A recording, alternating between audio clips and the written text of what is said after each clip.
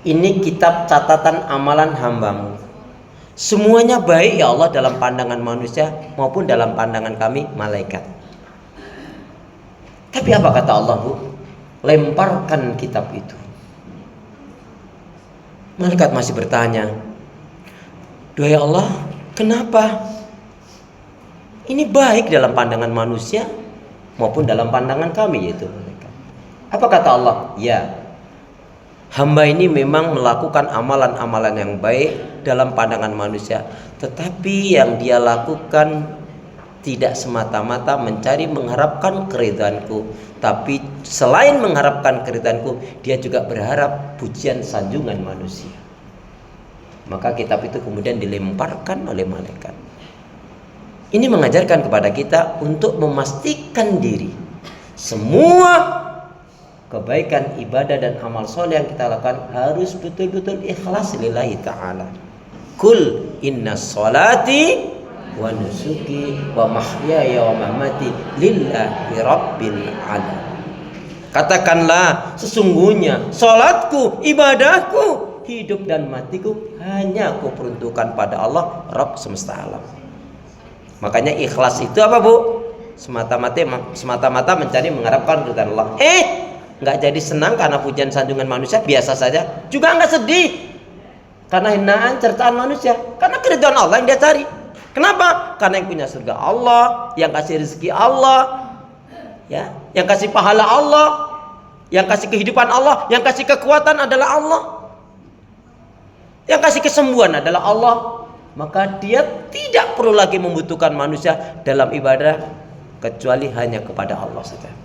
Maka pastikan nih, semua kebaikan, ibadah dan amal soleh yang kita lakukan, pastikan hanya untuk karena Allah Subhanahu wa ta'ala. Kalau enggak rugi loh, Bun. Rugi.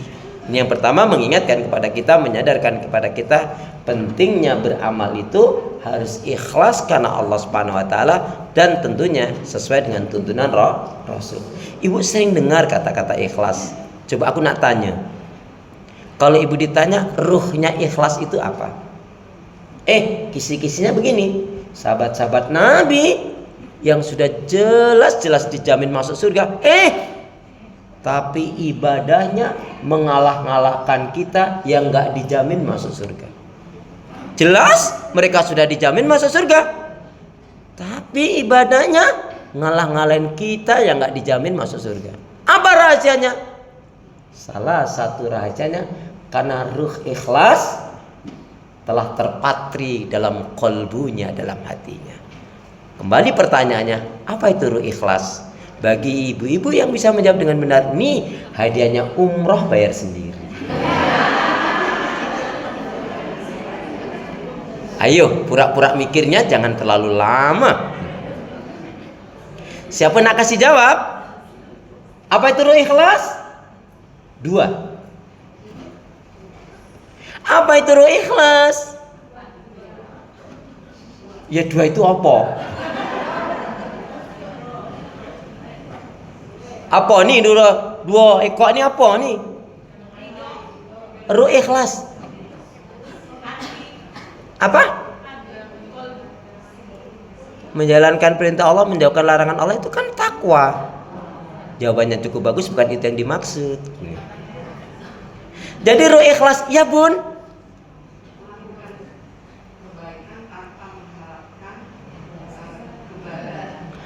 melakukan kebaikan tanpa mengharapkan pujian sanjung manusia kecuali hanya kepada Allah. Jawabannya cukup baik sekali, tapi itu kan ikhlas, Bun.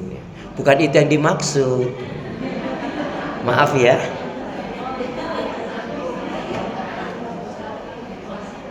Ya Allah, Masya Allah, Astagfirullahaladzim, innalillahi. Jangan sampai saya bilang begitu. Itu tadi yang disampaikan Bunda tadi benar, tapi itu tentang ikhlas. Yang kutanyakan ruh ikhlas. Hah? Apa? Ya apa ruh ikhlas itu? Ruh ikhlas itu apa?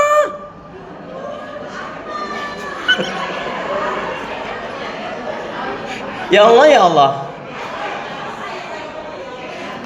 Jadi Bun, nggak apa-apa nih saya kasih tahu, nggak apa-apa.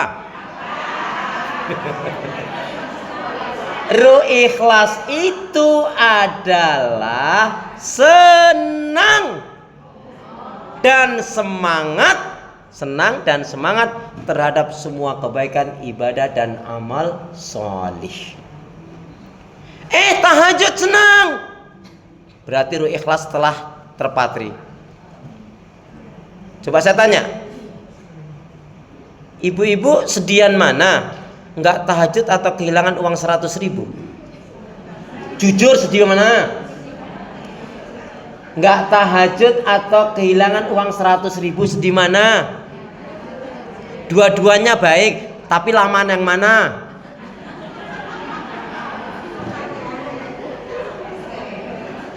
Jadi kalau orang ikhlas itu senang dan semangat terhadap kebaikan-kebaikan amal soleh, itu selalu ingin yang terbaik. Contoh yang paling gampang, kalau ruh ikhlas sudah sampai, Masya Allah, tentang sholat contohnya, sudah tahu 5-10 menit lagi azan, malah nyuci, goreng, ngopas mepes, gosok, nyetriki, ya mesti ibadahnya berantakan. Para mu'alaf ini memang kok bolak-balik. Para mu'alaf itu dengan wasilah azan, mendengar azan, mereka terketuk hatinya masuk Islam. Yang sudah lama Islam dengan azan malah kaget. Loh, iya.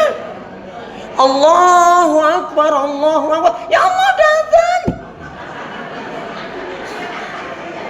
Ya kalau terus ambil air wudhu sih bagus. Ya enggak? Ada lagi yang ya Allah, naudzubillah min dzalik, sudah bagus dia di dalam rumah dengar azan, Allahu Akbar. Mestinya ambil air wudhu terus sholat, enggak. Malah keluar rumah nemuin tetangganya bilang apa? Jeng sekarang adanya cepet ya Jeng ya. Astagfirullah. Ya Allah. Wah, kurang kerjaan banget. Astagfirullahaladzim. Ya, baik. Apa perkara-perkara 10 perkara yang merusak hati, iman dan ibadah? Nampaknya Bun, ini saya enggak sampai 10, bisa sampai 5 aja dah, alhamdulillah. Jadi ya tugasnya nanti tinggal manggil lagi. Enggak, ini enggak gurau, ini serius. Bu, Rasulullah mengingatkan kepada kita. Inna apa? Ala wa inna fil jasadi mudghah. Ketahuilah, ala wa inna fil jasadi mudghah. Idza saluhat jasadu kullu. Idza saluhat jasadu kullu. Wa idza fasadat jasadu kullu. Ala wahyal qalbu. Ketahuilah, sesungguhnya di dalam diri manusia itu ada segumpal darah, ada segerat daging. Kalau dia baik, maka yang lainnya pun baik. Tapi kalau itu rusak, maka yang lainnya juga rusak. Maksudnya anggota-anggota badannya juga akan rusak. Apa itu? Wahyal qalbu. Dia itu adalah hati. Hadisnya sahih dikatakan oleh Imam Bukhari dan Imam Muslim. Di dalam surat Asy-Syu'ara, surat yang ke-26 ayat yang ke-88 89, Allah Subhanahu wa taala berfirman, A'udzu billahi minasyaitonir rajim. Yauma la yanfa'u malu wala banun illa man atallaha biqalbin salim. Pada hari di akhirat nanti tidak ada yang menyelamatkan seseorang. Yang menyelamatkan itu bukan harta kekayaan yang melimpah ruah, kecuali hartanya diinfakkan, disedekahkan di jalan Allah. Hartanya digunakan untuk ibadah. Yang menyelamatkan juga bukan anak-anak yang dibangga-banggakan, enggak. Kecuali anaknya baik, solih solihah. Tapi terlepas itu, Yang menyelamatkan betul-betul karena rahmat Allah dengan apa? Orang itu memiliki qalbun salim. Qalbun salim artinya adalah hati yang sehat, bersih dan selamat. Tapi ingat, hati yang sehat, bersih dan selamat dari apa? Dari kesyirikan, kemunafikan, kekufuran dan dari segala keburukan. Hati itu bisa rusak. Karena dalam satu ayat Rasul menyatakan maksudnya apa? Gemuruhnya hati. Gemuruhnya hati itu lebih dahsyat daripada gemuruhnya air yang mendidih. Ibu contohnya ketika ibu masak air, ngerebus air.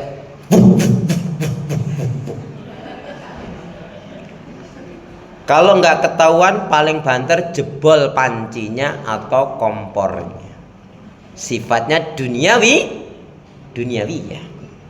Tapi kalau hati yang sudah koyak, hati yang sudah rusak, hati yang sudah sobek, hati yang sudah sakit, sulit sekali obatnya. Apalagi sampai hatinya sudah luka dengan mengatakan luka yang kurasakan. Astagfirullahaladzim. Ya Allah, ya Allah. Masalah pasti. Ya enggak? Baik ya. Langsung saja poinnya. Yang merusak hati itu Bun, yang pertama adalah al-ghadabu. Al-ghadabu. Suka marah, gampang marah. Bawaannya tuh emosian. Anak masih kecil sudah dibentak-bentak. Ayo cepat. Ada nggak yang kayak gitu? Mana? Bu, kalau kita benar kenapa kita harus marah? Apalagi salah. Wong bener aja nggak boleh marah-marah kok. Ibu harus tahu. Ketika Rasulullah SAW ditanya, ya Rasulullah, mau Islam, apa itu Islam? Orang ini emang emosian, pemarah banget. La taghdab, nggak marah-marah. Artinya orang ini walaupun baik macam apapun, kalau dia tidak meninggalkan sifat marah-marahnya, dia belum pantas menyandang predikat seorang muslim. Datang lagi yang kedua, apa itu Islam? La taghdab, Islam itu nggak marah-marah. Begitu datang yang ketiga belum mengatakan apa-apa. La taghdab walakal jannah. Janganlah kamu marah-marah, bagimu surga. Ibu, biasanya yang suka marah-marah itu ibu-ibu atau mak-mak? Halo, assalamualaikum. Biasanya yang suka marah-marah itu ibu-ibu atau mak-mak? Itu kan contohnya, wong ditanya ibu-ibu apa mak? Bapak-bapak. Itu kan contoh marahnya. Ya Allah, ya Allah. Astagfirullahaladzim. Apa? Ibu harus tahu. Orang yang suka marah-marah, orang yang gampang marah-marah, termasuk di antara orang yang baperan itu. Selamanya orang yang suka marah-marah, gampang marah-marah, gampang kesinggungan itu apa, Bu? Selamanya dia tidak akan memiliki hati yang lembut. Hatinya akan selalu kasar, keras. Bawaannya itu marah. Mohon maaf, ibu-ibu ini masih muda atau sudah tua? Sudah tua. Ibu-ibu ini nggak marah saja sudah tua. Coba.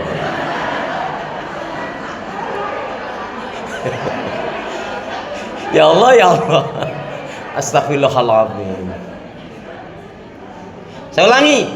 Orang yang suka marah-marah, gampang marah-marah, kesinggungan, emosian, selamanya dia nggak akan memiliki hati yang lembut.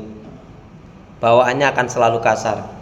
Dan ibu lihat deh, wajah-wajah orang suka marah tuh, ketekuk-tekuk, Bu, nggak enak dilihat.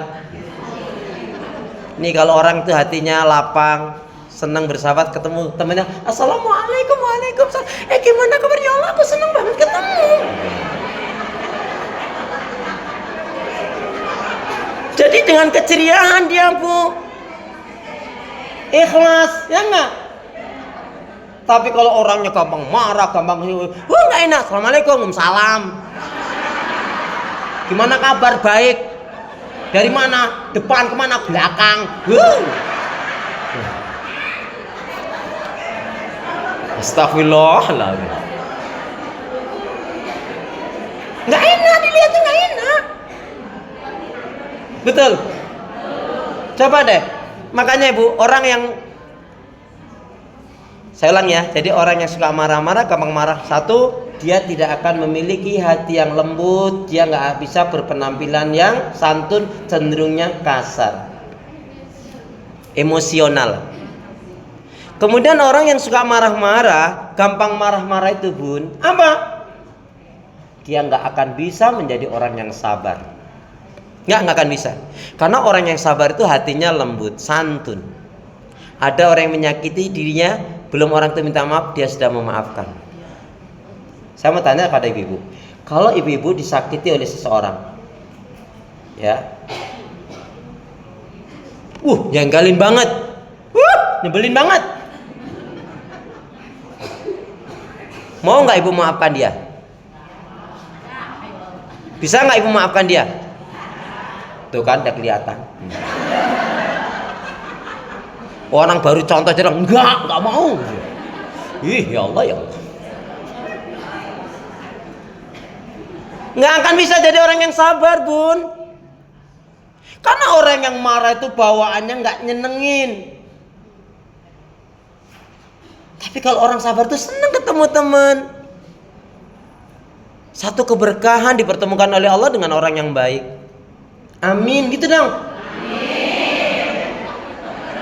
Lama banget kasih apa-apain dulu. Ya Allah, ya Allah.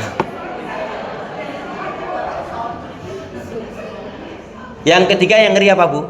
Kalau orang ini gampang marah, suka marah, dan dia nggak tobat, selamanya dia tidak akan bisa menjadi orang yang bertakwa. Karena orang yang bertakwa itu jelas santun, bijak, pemaaf, lapang dada. Makanya apa? Orang yang kuat dari umatnya Rasulullah bukanlah pegulat, bukan pelari cepat, bukan orang yang bisa angkat-angkat barang yang banyak. Orang yang kuat dari umatnya Rasulullah bukan pegulat, bukan pelari cepat, bukan orang yang bisa angkat barang-barang yang banyak. Lalu siapa? Orang yang kuat itu adalah orang yang mampu mengendalikan emosi, hawa nafsu dan amarahnya. Dan sebenarnya dia ada kesempatan untuk marah, tapi enggak, aku enggak akan marah. Astagfirullah, astagfirullah.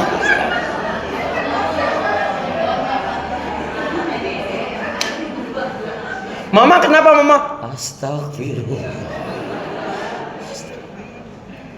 Lalu pertanyaannya, ada enggak orang yang membaca Al-Quran sambil marah? Ada nggak orang yang membaca Al-Quran sambil marah? Ada. Mau tahu contohnya? Nih contohnya. A'udzubillahi minasyaitonir rajim. Alif lam mim. Dzalikal kitabu la raiba fihi hudal lil muttaqin. Anaknya manggil, "Mama, diam!" Mamanya lagi baca Quran, ngerti gak sih? Ini anak gak sopan banget nih. Ada gak yang begitu? Itu berarti membaca Al-Quran sambil marah. Dia sudah membaca Al-Quran tapi hatinya belum menyatu dengan Al-Quran. Lalu yang benar gimana? Pas Dzalikal kitabu la raiba fi hudal lil muttaqin. Berhenti. Cantik sini sayang, nak Solia. Enggak gitu. Kan mama lagi baca Quran saya. Adabnya gimana? Lagian kalau kamu ada hajat, ada perlu, kan kamu bisa mendekat, ngasih isyarat. Mama enggak suka deh seperti itu saya. Itu namanya dia baca Al-Quran sudah menyatu. Betul-betul enggak sambil marah. Ini pelajarannya ya. Jadi orang yang gampang marah, suka marah, tidak akan memiliki hati yang lembut. nggak akan bisa santun bijak. Apalagi jangan sekali-kali ngambil keputusan dalam keadaan emosi, amarah. Cauka nanti yang terjadi. Orang yang lagi marah emosi, dia ngambil keputusan cenderungnya cauka. Tahu cauka? Kacau.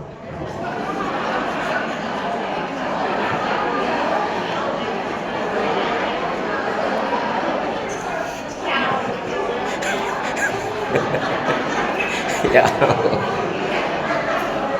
Ya? Paham tuh? Paham tuh? Ibu paham ini? Bab ini? Buktikan mulai hari ini. Orang kalau marah tuh nadanya cenderung tinggi. Manggil aja, ya Allah. Ayo cepat. Iya. Assalamualaikum. Waalaikumsalam. Kan enak, Bu. Gimana kabar? Alhamdulillah baik banget. Loh, Bu, kelembutan hati itu perlu pembiasaan loh, Bun. Wajahnya juga enak dilihat. Wajahnya berseri-seri, Bu. Jangan seperti ungkapan itu, wajahmu dulu berseri-seri, sekarang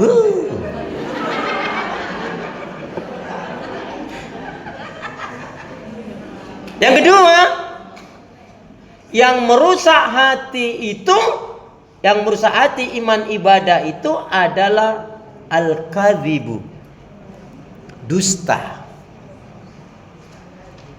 Nah, di poin ini ngeri loh, Bun. Yuk kita baca hadis Nabi. Ikutin saya. Bismillahirrahmanirrahim. Qala Rasulullah sallallahu alaihi wasallam. Ai fima maknahu. Iyakum wal kadhiba. Iyakum wal kadhiba. Fa inal kadhiba mujanibun lil iman. Jauhilah oleh kalian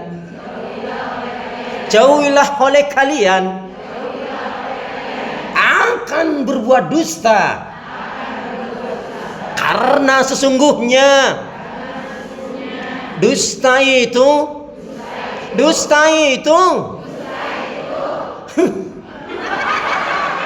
akan menjauhkan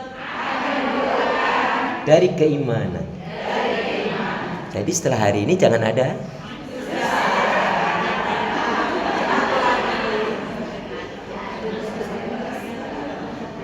jelas tegas dalam satu riwayat Nabi menjelaskan, alaikum bisidqi, hendaknya kalian berlaku jujur dalam kehidupan ini. Jujur itu dicintai oleh Allah, disukai oleh manusia, membawa kebaikan, menghantarkan ke surga. Amin gitu, Nang. Amin. Lama banget sih.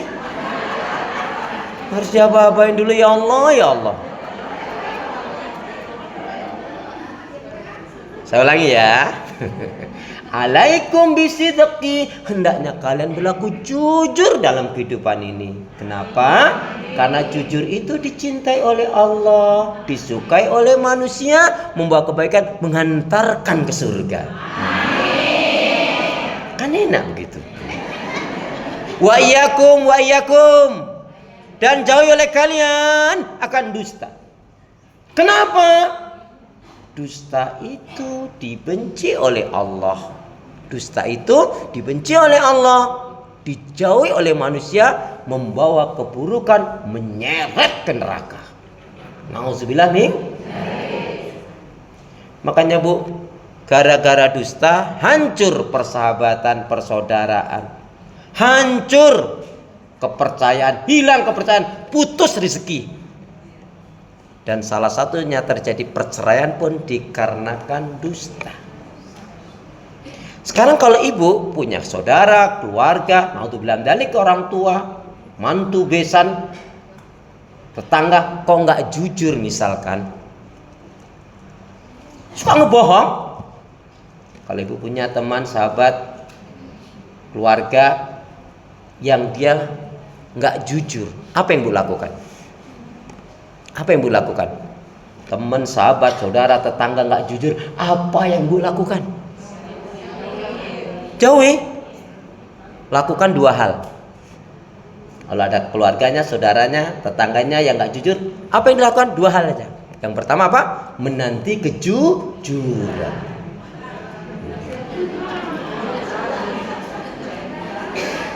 Menanti kejujuran.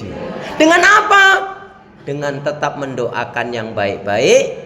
Kalau bisa dengan memberikan nasihat. Ibu, yuk kita baca ayat tentang jujur. Bagi yang nggak hafal, ya nggak apa-apa, nanti dihafalin aja. Ikutin saya ya. Ini ayat tentang kejujuran. Kalau jujur itu ada yang mengartikan benar. Makanya Rasul disebut shadiqul wa'dul amin. Jujur, benar dan dibenarkan ucapannya. Orang yang beriman, ketika Rasulullah ditanya, ya Rasul, ada nggak muslim yang berjudi? Ada. Ada nggak muslim yang minum khamar mabuk? Ada. Ada nggak muslim yang membunuh? Ada. Tapi Rasul mengatakan apa? Tapi kalau mukmin tidak ada yang berdusta. Jadi orang itu kalau belum bisa jujur, sulit untuk meningkat level ke level mukmin. Yang ngeri apa? Innahu la yastaqimul abdu imanan qalban saliman. Innahu la yastaqimul abdu imanan qalban saliman. Selamanya siapapun orangnya, walaupun dia rajin ngaji, rambutnya sudah bergonta-ganti warna sekalipun, nggak ngaruh. Kalau dia tidak meninggalkan dusta, kalau dia masih suka berdusta, jelas hidupnya nggak akan diberi ketenangan, keberkahan oleh Allah. Na'udzubillah min. Dua hal tadi apa? Bagi pendusta itu, innahu la yastaqimul abdu imanan qalban saliman. Selamanya seseorang itu yang suka berdusta itu nggak akan memiliki iman yang benar, nggak akan bisa menjadi orang yang benar-benar beriman, dan tidak akan mungkin memiliki hati yang baik dan bersih kalau dia masih suka berdusta. Contoh yang paling gampang, mama minta uang, nggak ada. Itu dusta loh bun. Pernah istighfar. Suami tanya baik-baik, ma, bu, dek, yang uang belanja masih nggak habis, ngerti nggak sih? Itu dusta. Temennya datang, assalamualaikum, waalaikumsalam. Ceng, mbak tolong dibantu. Kenapa? Aku butuh duit ini, tolong dibantu dong. Aduh maaf nggak ada. Padahal ada, itu dusta. Ibu mau jawab apa? Enggak Ustadz, ini temen ini, aduh nyebelin banget Ustadz. Udah banyak teman-temanku yang kena korban. Kalau ngutang susah bayarnya 2 bulan jadi 2 tahun. Ditagih marah-marah, nyebelin banget. Berarti kan ibu tahu sifat teman yang ini nggak baik kan? Kalau temennya nggak baik, kenapa ibu harus berdusta? Mestinya ibu lebih leluasa jawabnya dengan nyaman. Assalamualaikum, waalaikumsalam. Lah tumben datang, ini pasti mau ngutang.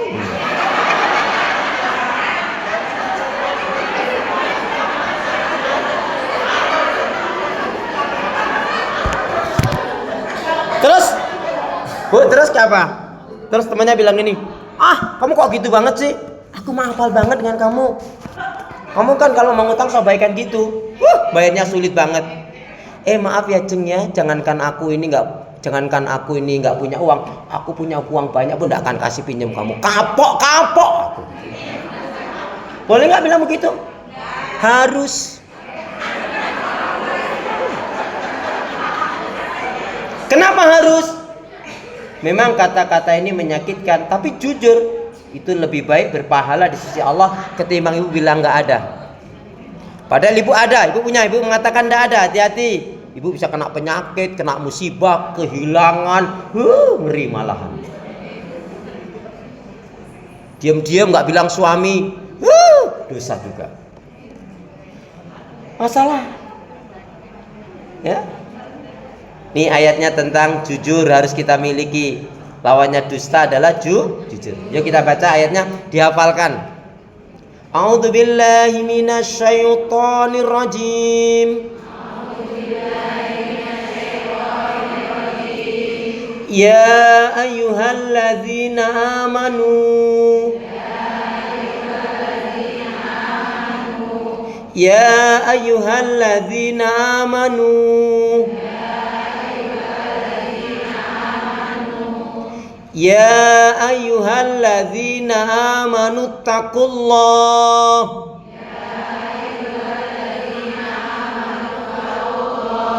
Ya ayyuhalladzina amanu taqullah.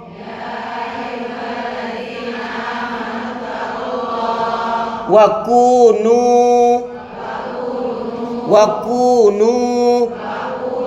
ma'as shadiqin. Wa kunu ma'as shadiqin. Ya ayyuhalladzina amanu taqullah. Wa kunu ma'as shadiqin. Surat At-Taubah surat yang ke-9 ayat yang ke-119. Surat 9 ayat 119. Apa artinya? Wahai orang-orang yang beriman, bertakwalah kalian kepada Allah dan bersamalah dengan orang-orang yang benar, dengan orang-orang yang jujur. Ya, surat At-Taubah surat yang ke-9 ayat yang ke-119.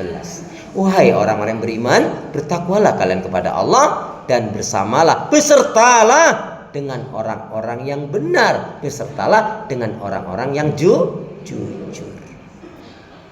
Tadi jujur itu dicintai oleh Allah, disukai oleh manusia, membawa kebaikan, mengantarkan ke surga. Tapi kalau dusta itu dibenci oleh Allah, dijauhi oleh manusia, membawa keburukan, dijauhi, mengantarkan, menyeret ke neraka. Ibu, di dalam surat Al-Mursalat. Surat Al-Mursalat itu ada di dalam surat yang ke-77. Ada 10 kali ancaman Allah bagi para pendusta. Dalam surat Al-Mursalat surat yang ke-77 ada 10 kali Allah ulang-ulangi ancaman bagi para pendusta. Yang gak jujur, yang suka ngebohong. Bunyi ayat itu adalah wailu yauma idzil lil mukadzibin. Enggak beruntun ya, Bun. Seperti dalam surat Ar-Rahman itu kan fabi ayyi ala'i rabbikuma tukadziban. Fabi ayyi ala'i rabbikuma tukadziban. Nikmat Allah yang mana yang kamu dustakan? Nikmat Allah yang mana yang kamu dustakan? Diulang-ulangi sampai 31 kali. Nah, dalam surat Al-Mursalat surat yang ke-77 nanti cari sendiri ya, mulai dari ayat yang 15 kalau nggak salah dan seterusnya. 10 kali Allah ulang-ulangi. Wailu yauma idzil lil mukadzibin. Sungguh celakalah pada hari ini bagi orang-orang yang suka berdusta. Nauzubillah min. Jadi hati-hati betul. Ya, hati-hati. Orang masuk neraka bukan enggak rajin sholat, bukan enggak berhijab, sudah berhijab, rajin sholat, baca Quran, tapi dia nggak jujur. Bu, kalau punya teman, sahabat, saudara, keluarga yang nggak jujur, capek, nyebelin. Contoh yang paling gampang, nih, anggap ibu jualan bagus, halal, nggak apa-apa, jangan malu-malu. Ibunda Zainab itu, Bu, masya Allah ya. Kalau zaman sekarang tuh beliau memiliki ahli kuliner dan butik. Beliau ditanya, "Wahai Ibunda Zainab, kenapa kamu berdagang? Kenapa kamu berbisnis? Apa enggak cukup? Nafkah yang diberikan Rasul untukmu itu enggak cukup?" Enggak. sangat cukup, bahkan lebih yang diberikan Rasul. Tetapi karena Allah memberikan kelebihan padaku dalam hal masak, kalau sekarang ini kuliner dan butik ya Bu ya, bukan penjahitnya loh Bu ya, yang punya desainernya. Aku ingin lakukan ini, aku ingin mendapatkan rezeki dari Allah langsung dari jerih payah tanganku sendiri, ya, agar aku dapat rezeki sehingga aku bisa bersedekah dan berbagi dengan istri-istri Rasulullah yang lainnya. Nemu nggak wanita yang seperti ini? Halo, assalamualaikum. Jadi berbisnisnya itu tadi biar bisa infak sedekah dan bisa berbagi dengan istri-istrinya Rasulullah yang lain. Ada nggak yang bisa seperti ini? Aku nggak yakin. Apa kenakan dia? Mulai marah lagi. Astagfirullahaladzim. Ini modalnya misalkan ini berapa Bun? Ya, modal. Kalau ibu beli jujur kan, saya sih belinya 1.000. Silakan situ makasih untung berapa. Ih, cakep banget kalau bisa seperti ini. Tapi nggak, jujur tuh juga nggak harus bilang modalnya. Ibu tapi bilang 2.500. Terus tawar sama teman, gimana kalau 2.000? Aduh, modalnya aja belum dapat. Padahal modalnya cuma 1.500. Itu dosanya 2 itu. Dusta dan riba. Hati-hati, nggak berkah. Kalau bilang belum boleh ya belum boleh aja. Kenapa berapa banyak orang yang berdagang seperti itu? Nampaknya dia dapat duit banyak, tapi hidupnya nggak diberkahi oleh Allah. Karena kedustaan Bun. Maka jauhi dusta. Na'udzubillah min. Baik, yang ketiga, number 3. Yang ketiga, apa yang ketiga yang merusak hati? Wah, nampaknya cuma baru 3, nggak apa-apalah ya. Yang ketiga adalah karena al-hasadu, hasad, iri, dengki, dendam. Ibu-ibu yang punya sifat hasad, iri, dengki, benci, dendam itu jin, setan atau iblis?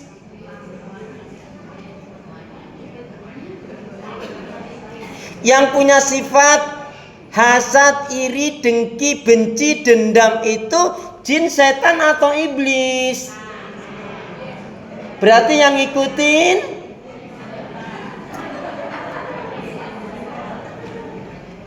Bu, orang tuh buruk sekali kalau punya hasad itu.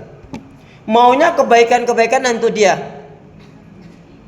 Kalau dagang misalkan toko yang lain rame kok dia sepi misalkan. Dia bagaimana bukan hanya membenci saja orang itu, nggak suka dengan majunya orang itu, temannya itu, bahkan yang ngeri lagi apa? Dia juga ngomporin yang lainnya untuk membenci orang itu. Kita tuh boleh iri dalam 2 hal saja loh Bun. Satu, iri dengan orang yang diberi ilmu, dengan ilmunya diajarkan, dia amalkan, dia dakwahkan di jalan Allah.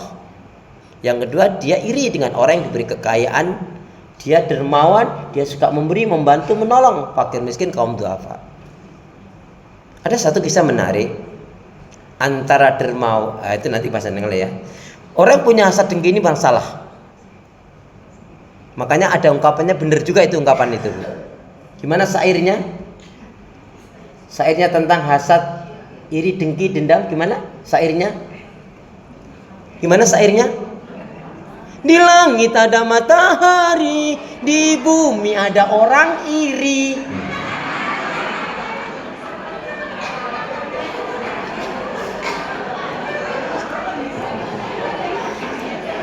Temannya, sahabatnya dapat kebaikan, dia iri. Saudaranya dapat rezeki, dia iri. Itu tadi. Gimana Bun? Ulangin Bun. Di langit ada matahari, di bumi ada orang iri. Temennya, sahabatnya dapat rezeki, dia iri. Wah, nggak seneng dia. Padahal kakak beradik itu rezekinya beda-beda loh Bu. Ya kan? Ada yang adiknya kaya, kakaknya lebih kaya. Ya Allah, ya Allah. Astagfirullah.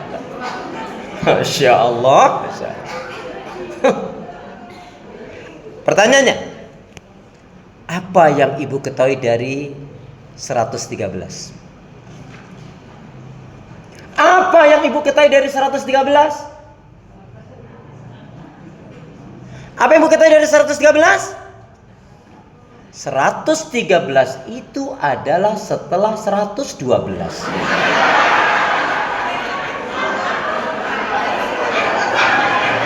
Sebelum 114. Betul?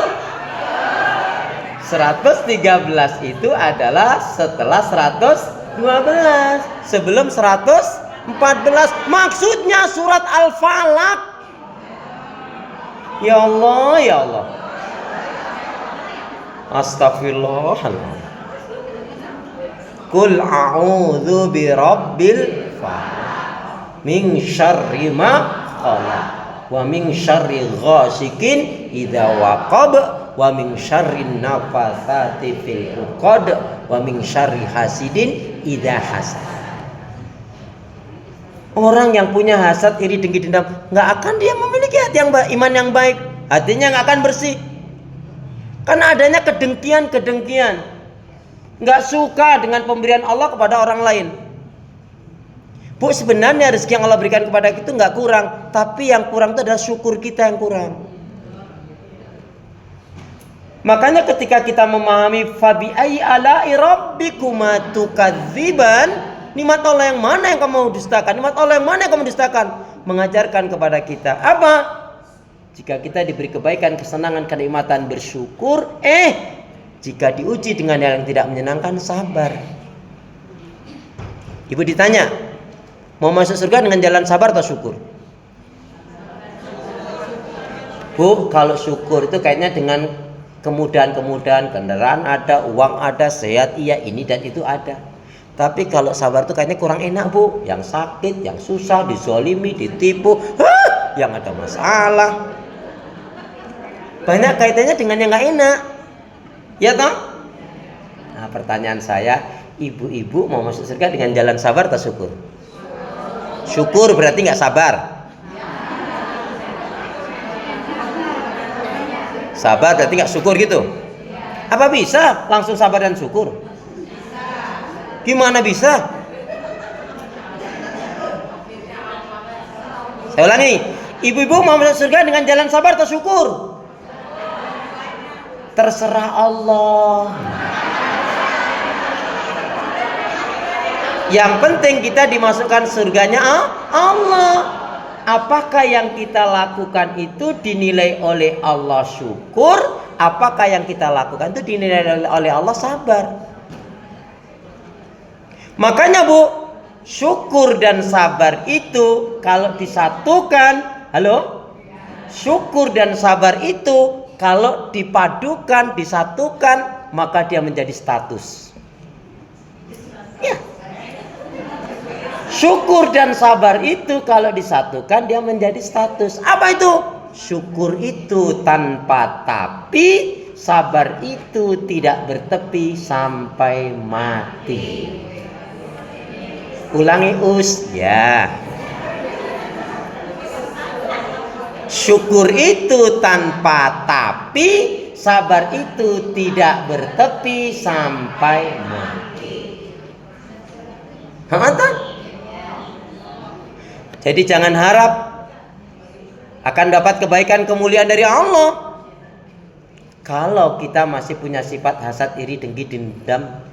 Ibu ngerti nggak? Yang pertama kali punya sifat hasad, iri, dengki, dendam itu adalah kakak kita yang pertama. Siapa kakak kita yang pertama? Kakak kita yang pertama siapa?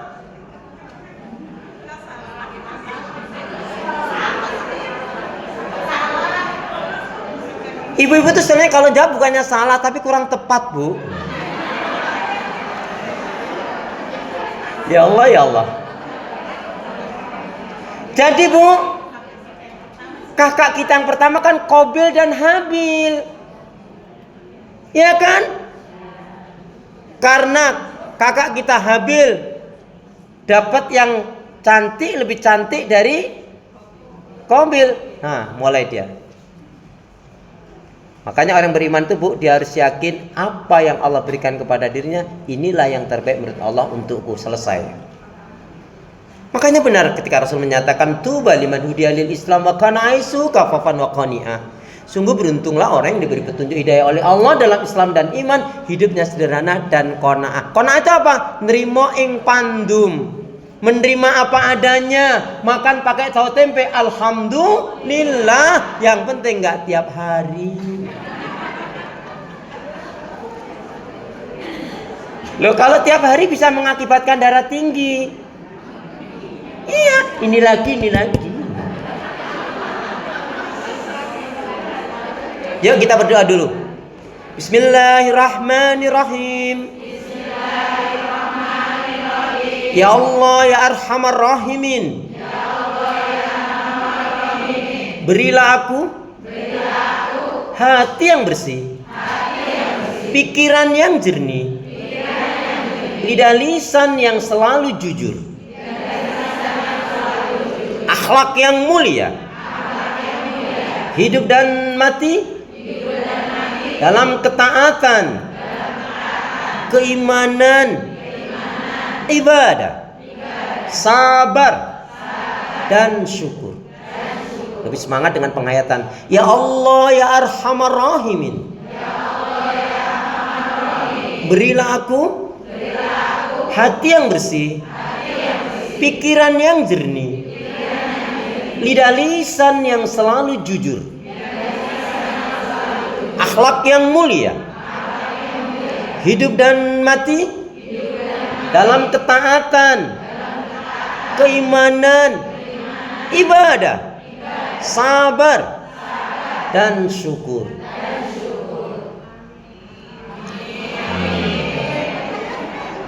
Jadi Bun, 3 saja ya Bun ya. 3 saja biar banyak waktu untuk mungkin tanya jawab ya. Baik. Jadi sementara 3, jadi yang 7-nya nanti tunggu panggilan lagi ya. Insya